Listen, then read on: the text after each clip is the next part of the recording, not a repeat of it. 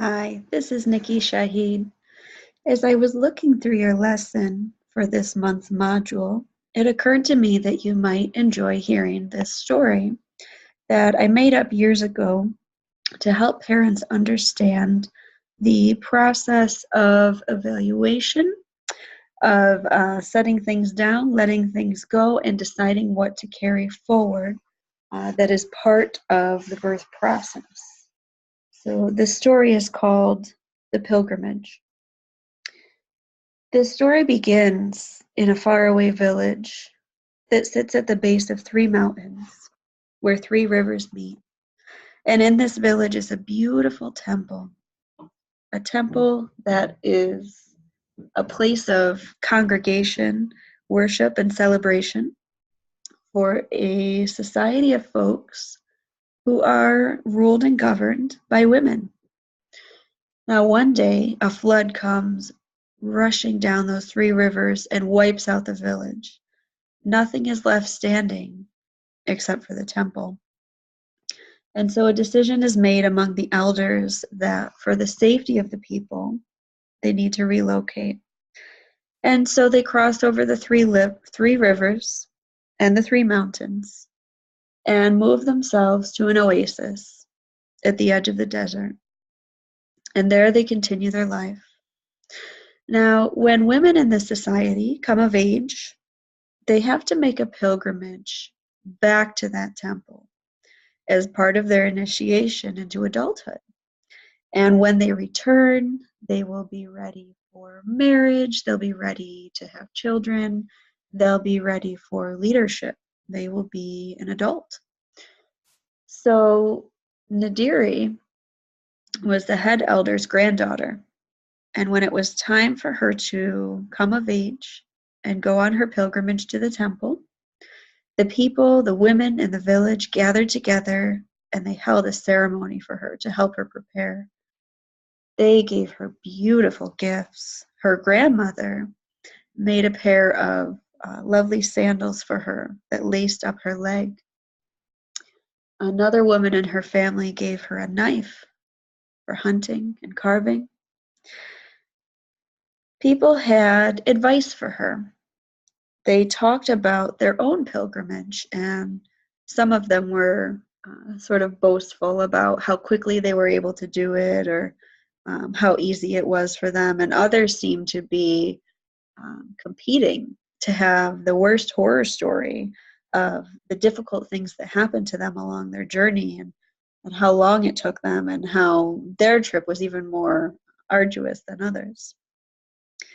Now, the women in this village adorned Nadiri, the granddaughter, in beautiful garments.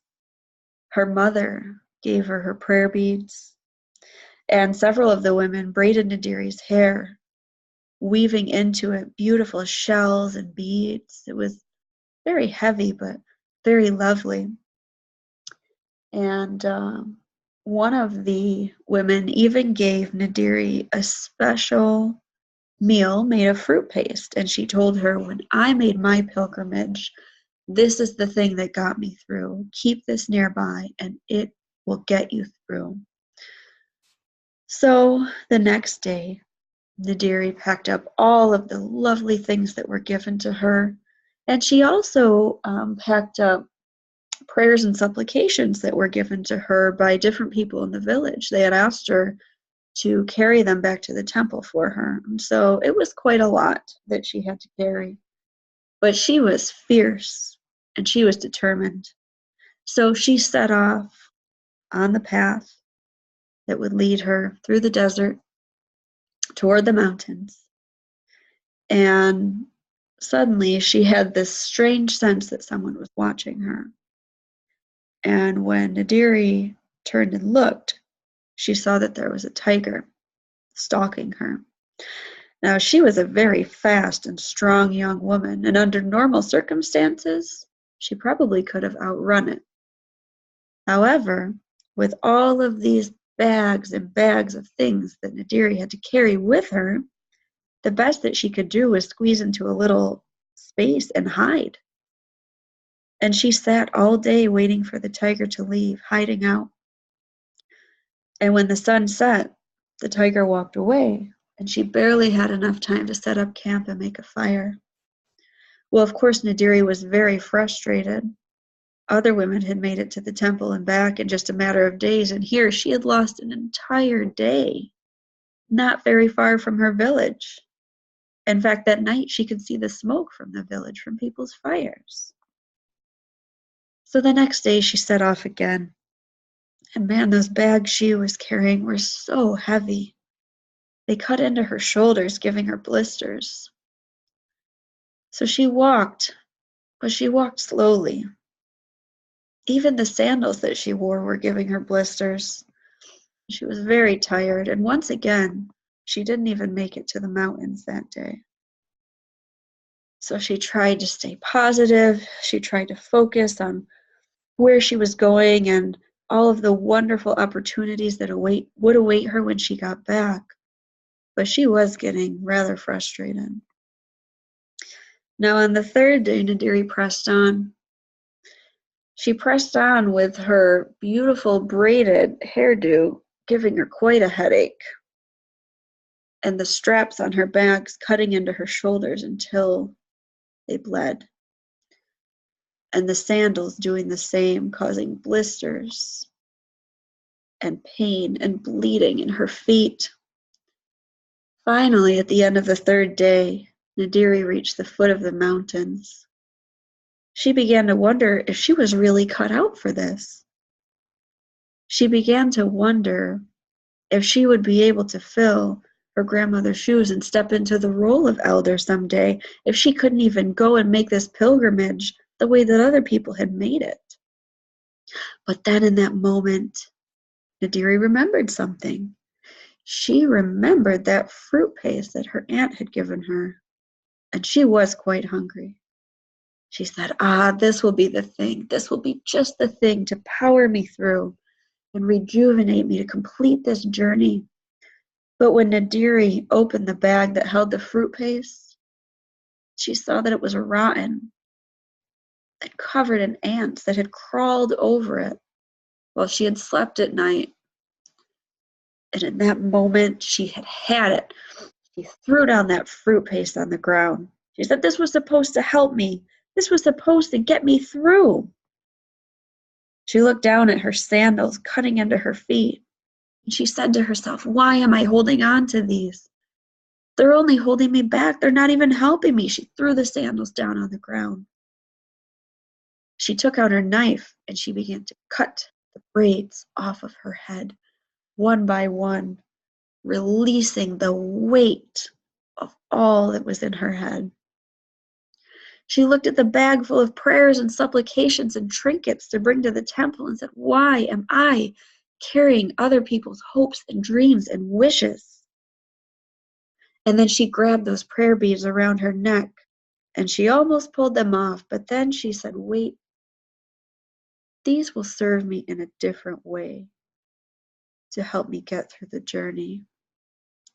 And so she left them, and she held her hand over her heart where those prayer beads fell.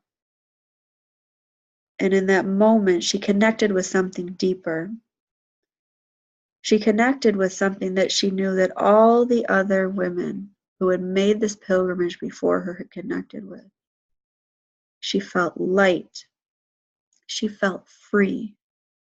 She felt more present than she had ever been in her entire life.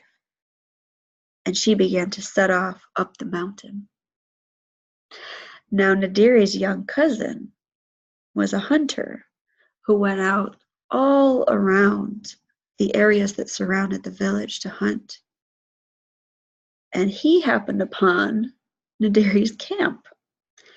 And he saw that the fire had barely gone out, and there was hair everywhere, and her shoes had been left behind, and there was blood, and there was food, and he could only imagine that the worst had happened. And he ran and ran like the wind all the way back to the village to his grandmother, to the head elder, and he said to her, "Grandmother, grandmother, something has gone terribly wrong with Nadiri's pilgrimage. I think she may have gotten dragged off by a tiger." And the grandmother said, tell me what has happened. What did you see?" And he said, "Well, I found her stuff everywhere, and the prayers and supplications, and I found her food, and I found her hair, and I found her sandals." And there was so much laying there, and there was even blood, grandmother. What are we going to do? We have to go out and search for her. And the next thing he knew, a smile spread across the grandmother's face. And the young hunter was very confused. He said, "I don't understand. Why are you smiling? She's hurt." And the grandmother said, "No, no, she's not hurt. Nadiri has completed her pilgrimage." And the young hunter said, "Well, what do you mean? Even if she made it out of there alive, she just barely started up the first mountain. She has so much more to go." And the grandmother said, "No, she has learned to listen within. She has learned discernment. She is now truly an adult, truly a woman.